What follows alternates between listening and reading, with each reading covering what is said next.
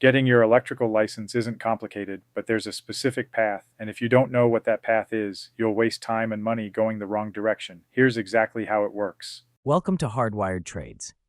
Today we're walking through the electrical licensing process step by step. This applies whether you're brand new to the trade or you've been working in it for a while and you're ready to get official. Let's get into it. First, understand the license levels. Electrical licensing has multiple tiers, and knowing which one you're going for matters. Apprentice/helper. In most states, you can register as an electrical apprentice or trainee. This lets you work under a licensed electrician legally. Usually requires registering with your state's contractor board or electrical licensing board. It's often a simple form and a small fee, but it's required in many jurisdictions. Working in the field without being registered can get you and your employer in trouble. Journeyman electrician. This is the license you get after completing your training hours and passing the journeyman exam. A journeyman can perform most electrical work independently, though they typically have to work under a contractor's license or master's license. This is the core working credential in the trade. Master electrician. This is the advanced license. Requires more experience hours on top of your journeyman time, plus a more comprehensive exam. Masters can supervise journeymen and in most states are required to pull permits and run their own electrical contracting business. Electrical contractor license, separate from the master's license in some states. This is the business license that lets you legally operate as an electrical contractor. Requirements vary widely by state. Some states combine the master and contractor license. Some keep them completely separate. Know your state. Step 1. Know your state's requirements. This is critical. Licensing requirements vary by state, and in some states, they vary by county or city. There is no single national electrical license.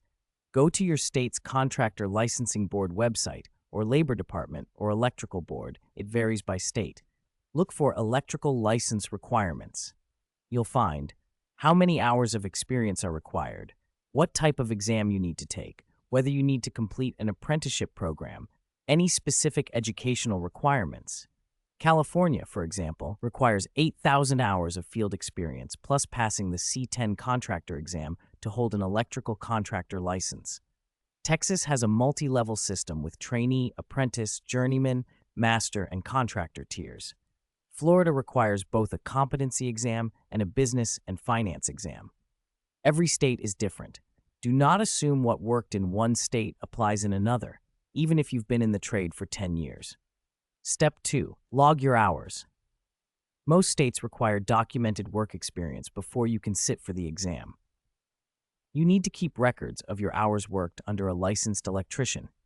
If you're in an apprenticeship, your JATC or employer handles this documentation. If you're working independently as a trainee, you'll need to keep your own records, pay stubs, employer letters, signed verification forms. Don't skip this step. You don't want to lose years of experience because you can't prove it when you apply for your exam. Some electricians have been in the trade for 7 years and can only document 4 because they weren't keeping records. That's a costly mistake. Get in the habit of keeping a simple log: date, employer, type of work performed, hours. Have your employer sign off periodically. A spreadsheet works fine. Store it somewhere you won't lose it. This is documentation that could be worth thousands of dollars in licensing fees and waiting time later. Step 3. Study for the exam. The journeyman exam tests you on electrical theory, NEC, National Electrical Code, calculations, and job knowledge. It's not easy. People fail it. The NEC is the core reference. You take the exam open book in most states, meaning you can bring the code book. But knowing where things are in the code is half the battle. It's a thick book, and the exam is timed. Recommended prep. Buy the current NEC and tab it out. Use exam prep books. Tom Henry, Mike Holt, Uglies are popular. Take practice tests. There are apps and online courses for this. Give yourself at least 60 to 90 days of consistent study. Don't underestimate it. People who don't study fail. People who study pass. Here's a specific tip on studying. Focus on Article 220, load calculations, Article 240, overcurrent protection, Article 300, wiring methods, and Article 310, conductors first. Those sections generate a disproportionate share of exam questions. Then, learn the locations of the most tested tables. Having them tabbed means you can find them quickly on the timed exam. Mike Holt's exam prep courses are widely considered some of the best available, and he has both books and online video courses. If you're serious about passing on the first attempt, invest in quality study materials. The exam fee and the lost time from a failed attempt cost more than good prep. Step 4. Apply to test. Once you have your hours documented, you apply to your state's electrical licensing board to sit for the exam. You'll pay an application fee, submit your experience documentation, and potentially submit proof of any required education or apprenticeship completion. The application processing time varies. Some states process in a few weeks, others take a couple months. Plan ahead. Don't submit your application and expect to be testing next week. Build in the processing time and use that period to keep studying. Some states use third-party testing centers like PSI or Pearson VUE to administer the exams. You'll schedule your test date with them after your application is approved. These centers have multiple locations in most states, so find one that's convenient and book as early as possible once you're approved. Step 5. Pass the exam. Show up early. Bring your ID. Bring your NEC and any other allowed reference materials. Read every question carefully. Watch your time. If you don't pass the first time, and plenty of people don't, you can retake it. Most states have a waiting period between attempts. Use that time to study the areas where you were weak. Most testing centers give you a score breakdown that shows which topic areas you missed. That's your study guide for the retake. Don't let a first attempt failure discourage you. Some of the best electricians I know failed the journeyman exam the first time. What matters is that you go back prepared and pass it on the retake. Step 6. Get your license and keep it active. Once you pass, you pay your licensing fee and your license is issued. In most states, licenses require renewal every 1 to 3 years, which may include continuing education requirements. Stay on top of this. A lapsed license can create legal and insurance problems. Set a calendar reminder 3 to 6 months before your renewal date. Some insurance carriers won't cover you with a lapsed license, which means you'd be personally liable for any issues that arose during that gap. Don't let it lapse. The renewal process is simple. The consequences of not doing it are not. One more thing, reciprocity. Some states have license reciprocity agreements, meaning your license in one state may be accepted in another state with little or no additional testing. If you're thinking about working in multiple states, look into which states have reciprocity with yours. Reciprocity is especially valuable if you're doing commercial or industrial work that crosses state lines, or if you're in a region where you might work in 2 or 3 states regularly.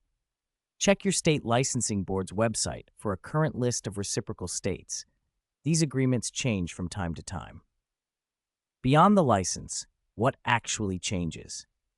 Getting your journeyman license is a significant milestone, but it's worth understanding what actually changes, practically speaking, once you have it. You can work independently on most BS without direct supervision on every task. In most states, a journeyman can perform and complete electrical work, with the contractor license being what's required to pull permits and run a business. In some states, journeymen can actually pull permits for certain types of work. Know your state's specific rules. Your earning potential increases immediately.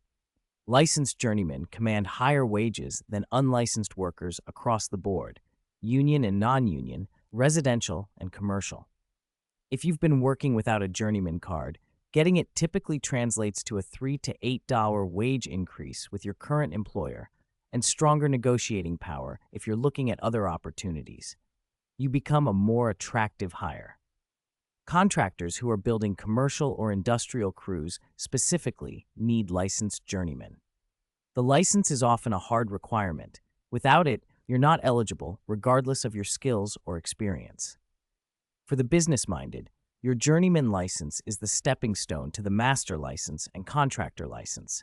Every hour you work after getting your journeyman card is counting toward the experience requirement for your master exam. Track those hours. That timeline is accelerating the moment you hold that journeyman card. When things go wrong, failed exams and licensing delays, Not everyone passes on the first attempt, and not everyone's application process goes smoothly. Here's how to handle the common friction points. If you fail the exam, most states have a mandatory waiting period between attempts, often 30 to 90 days. Use that time well. Get your score breakdown. Study the areas where you fell short. Get better exam prep materials if what you used wasn't sufficient. The exam isn't designed to be impossible. It's designed to verify competency. If you're competent in the trade, the right preparation will get you through it.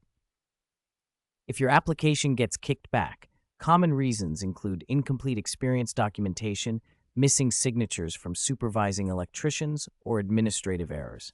Address the specific issue identified, resubmit promptly, and follow up if you don't hear back within 2 weeks. Licensing boards can be slow. Persistence matters. If you lose your documentation, this is painful but recoverable. Past employers are required to keep payroll records for several years. Reach out and request written verification of your employment dates and hours. Former apprenticeship programs keep records. Tax records showing self-employment income can help verify work periods. Reconstruct what you can and be honest in your application about what you're providing. That's the step-by-step path to getting your electrical license. If you're in a specific state and want to know the exact requirements, drop your state in the comments and I'll try to point you in the right direction. Subscribe to Hardwired Trades for more real trade content, and I'll see you in the next video. That's the step-by-step path to getting your electrical license. If you're in a specific state and want to know the exact requirements, drop your state in the comments and I'll try to point you in the right direction. Subscribe to Hardwired Trades for more real trade content, and I'll see you in the next video.